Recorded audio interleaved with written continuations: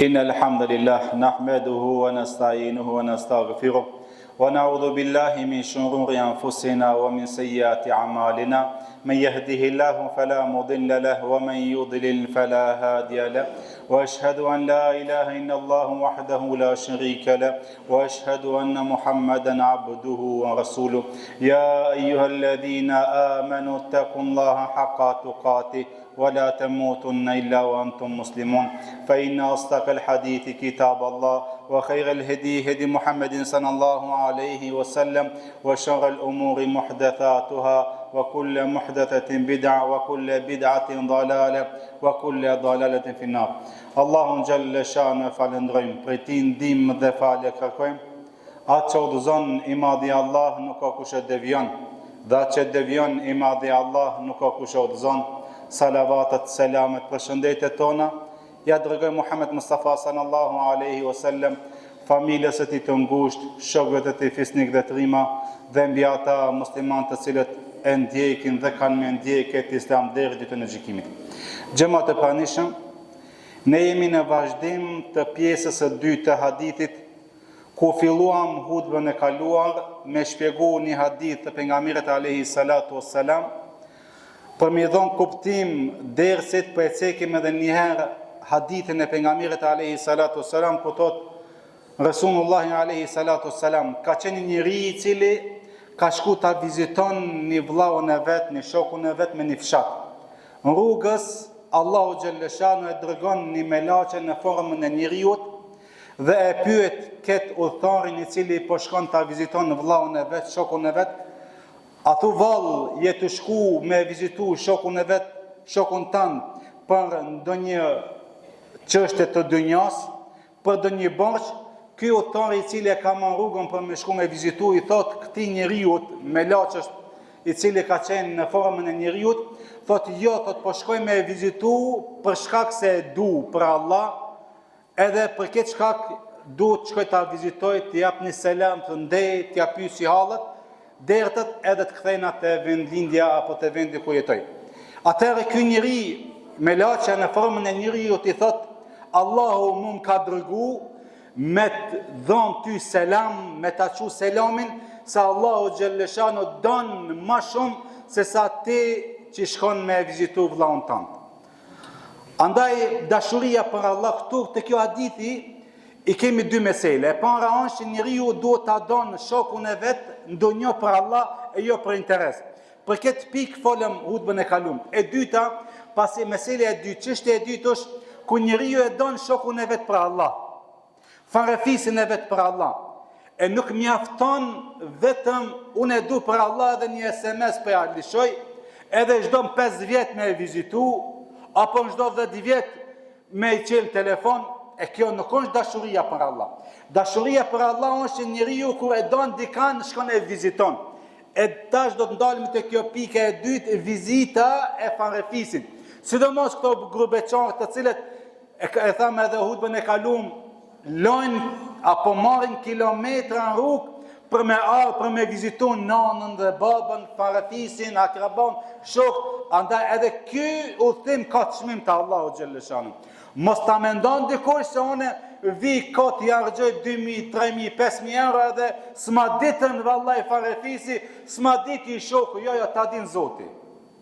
Andaj, ti çka e bën këtë vizitë, i le familjet ndoshta atje, apo vën me familje, nden disa ditë pa gjumë, e pa ushqim, edhe me kilometra vjen, harxhon para, harxhon mund, vjen për me vizitu farefisin, sidomos nanën dhe babën, e farefisin e ngushtë, e shokt, e kushit.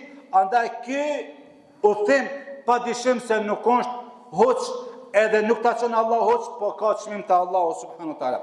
E çfarë dobi e ka njëri i cili shkon edhe viziton sidomos nanën, babën, farefisin, shokët e kështu me radhë, e para është kanë thonë ulemat edhe pse ka shumë bereqeta, apo shumë begati, shumë të mira, e para është që atina njeriu Allahu xhalleshanu do t'i jep bereqet në jetën e tij, në pasuri, edhe do t'i azgati jetën e tij. Shikoni çka do pejgamberi alayhi salatu wassalam. Men ahabba an yubsita lahu fi rizqihi wa yansa'u lahu fi athari falyasil rahima. Kush don që Allahu xhalleshanuhu që t'ja zgati jetën atij, t'i jep bëjllëk në pasurinë e tij, le ta viziton farefisën e vet. A don në bereqet në pasurinë tënde? A don që Allah me ta zgati jetën tënde? Andaj e treta, vizitoje farefisën tënd. Vizita e farefisit, andaj këto begati, këto benefite t'i jep nëse ti shkon në vazhdimisht që e kanë pas pleshtë e tonë ma herët. E kanë pas pleshtë e tonë, edhe pse s'kanë pas, edhe pse kanë qenë fukara, ama vizitën nuk e kanë lënë, edhe Allahu xhalleshani ju ka dhënë bereqet edhe në pasuri, edhe në jetën e tyre. Abdullah ibn Mesudi kishin ardhur për ta vizitu këtë sahabi të madh, do njerëz për me vizitu Abdullah ibn Mesudi i pyet, a thu valli ju rini me zveti me shokët, ndeni me zveti ata shokët i thonë, po ne kemi nevojë edhe shpesh e bëjmë një mexhlis që ndejmë edhe i kajmë hallat. Pa e vizitoni dikan shokun tanë, apo vetëm rini ku të keni nevojë, jo thot këto shokët e Abdullah ibn Mesudit që kishin shku me vizitu, thotë ne ku ne dikush hupët apo largohet, ne jemi në gjendje me shku me vizitu edhe në Kufa. Në thëmë prej Medine në Kufa, në thëmë për me shku me vizitu, vetëm më stalën vetë. Abdullah ibn Mesudi thotë, do të vazhdoni nëse ju këtë punë, shkojni me vizitu, Allahu xhalleshanu kam ju dhënë të mira edhe bereqet në jetën e juaj. Kush? Ai njeri i cili e shkon dhe viziton farefisën e vetë. E dyta për begative të vizitës thoshin ata njerëz janë xhenetli, në xhenet. Pejgamberi alayhi salatu wassalam një ditë për ditëve i pyet sahabët, e dini kush janë banorët e xhenetit? Sahabët i thonë, Allahu dhe pejgamberi e din. Thotë aty në xhenet është pejgamberi alayhi salam, Ebu Bekri, Omeri dhe vizitori, ai cili i viziton farefisën e vet. Xheneti nuk është për ajvan. Xheneti nuk është për tuj. Xheneti është për musliman i cili e fal namazin, i cili agjiron Ramazanin, shkon hax edhe i cili viziton farefisën e vet. Kjo është xheneti xheneti është edhe për këto njerëz. Disa rregulla të vizitës për mi pas parasysh se ne dojna në herë me bo mirë, po në realitet bëjmë dam më shumë se sa bëjmë hajër. E po nga është prej rregullat të vizitës është njeriu me dash vetëm për Allah. Me bo atë vizitën për Allah, sikur se ishte hadithi që e cekën fillim, se njeriu i cili ka shku me vizitu vllahun e vet, ka shku vetëm për Allah. E Allahu xhalleshanu me një hadith kutsi thot, ai njeri i cili e viziton shokun e vet për Allah, më është obligu mu që ona atë të nderoj me xhennet. E dita është ta zgjidh kohën e duhur. Ta shko mjetë e komunikimit, e pyetën telefon. Përpara s'kan pas telefona, kanë shku te dera, on shati mirë, s'është u shkthi. Ama tash e kemi mjetët e komunikimit, i kemi telefonat, i kemi gjitha të mirat, andaj pyete a është atje, a nuk është atje, a është shizant, a nuk është shizant, a ka probleme, a s'ka probleme, a ka dikan misafir, a nuk ka dikan misafir, se ka mundësi, do me pranu misafir, ama si ka kushtet. Andaj për këtë shkak është telefoni, i thu, po du me ardhë, me ta pini qaj, apo me ta dhoni selam, apo me ta pini uj, a ka bujrëm, a s'ka bujrëm. E treta është, mos u fut në shtëpin e tjetrit, pa e trokitën derë, pa lip izën, pa lip leje, që a ka bujrëm apo jo. Jo, sikur se ma herët, ndoshta, të disa kanarë, apo e kanë pas tradit, hinë sikur se në shtëpin e vetë. A i ka gru, a i ka rej, a i ka qik, a i ka... Andaj, ti duesh me lip izën, se kjo është prej shëriatit. Thotë Allahu xhalleshanu, ja ju ledhina amenu, la të dëkhulu bujuten gajre bujutikum, hatta të stënisu. Thotë o ju besimtarë, të cilët ja keni dhënë besën Allahu xhalleshanu. Kur shkoni me vizitu dikan, mos u fotni në shtëpitë e huaja pa lip izën leje.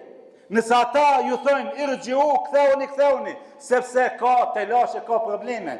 Ka diçka që nuk mundet me të pranu ty apo me të bu muhabet. Nëse thot bujrëm, atëre i jep selam edhe futesh në atë shtëpi. E katërta është të jetë vizita e shkurt.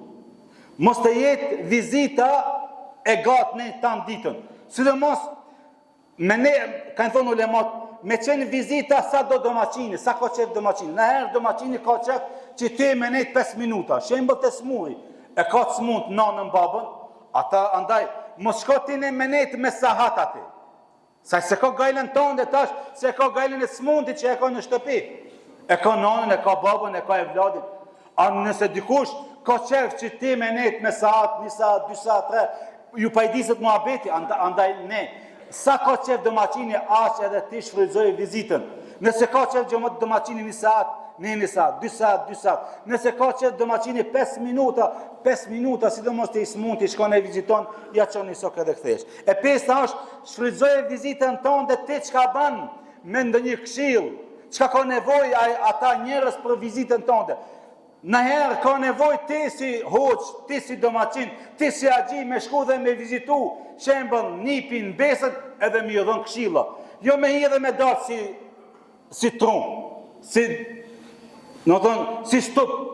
Po, nëse ata ka nevojë për në këshillat e tuja ti dush me i thonë. Shembëll e shef në besën tënde që ka vesh diçka apo ka nshkru muzik, ti shkon me këshilla. Fukaraja ka nevojë për pasunin tënde. I sëmuri ka nevojë për duan tënde. Andaj ata që ka nevojë ti duhesh me shku dhe me kry atë obligimin tënd. Jo me thonë Allah është shpërbleft me bo doa dhe me dalë. Ti Allah të ka dhënë pasuri. Shkon e viziton nanën dhe babën. Jepja 100 euro. Ai te ismunti nuk ka nevojë për parë, ismunti ka nevojë për dua. Fukaraja ka nevojë për parë. Farefisi ka nevojë ti me shku me atë rokit derën tonë, andaj shfrytëzoje vizitën tonë me atë çka ti ki që kanë ata nevojë për vizitën tonë. E gjashta është kur ta krysh vizitën në fund bën dua që Allahu më i dhon bereqet. Kjo është ato rregullat e vizitës, edhe pse ka shumë rregulla, po këto janë ato parimore, cilësore, që ti si musliman kur shkosh ta vizitosh me pas parasysh këto vizita, e padyshim se atë tjetën se vapin e kita Allahu Gjellëshanu, edhe nëse shkon 1 minuta apo 5 minuta, e merr se vapin ta Allahu Gjellëshanu padyshim ditën e Kiametit. Ne lutim Allahun subhanahu wa taala që Allahu të na ban për atyre që ne ta duam në vllahun ton për Allah, e jo për interes të dynjos, edhe kur shkojmë ta vizitojmë për Allah, edhe ta shfrytëzojmë kohën që ne t'japmi këshilla derse nasiate apo me i largu nga e keqa edhe me i rënu nga e mira. Lutim Allahun subhanahu wa taala që gjinat e tona ata të cilët i dim dhe ata të cilët nuk i dim, Allahu magfiret e na ban, Jannatul Firdaus nasip të na ban, amin. Wa akhiru da'wana alhamdulillahi rabbil alamin.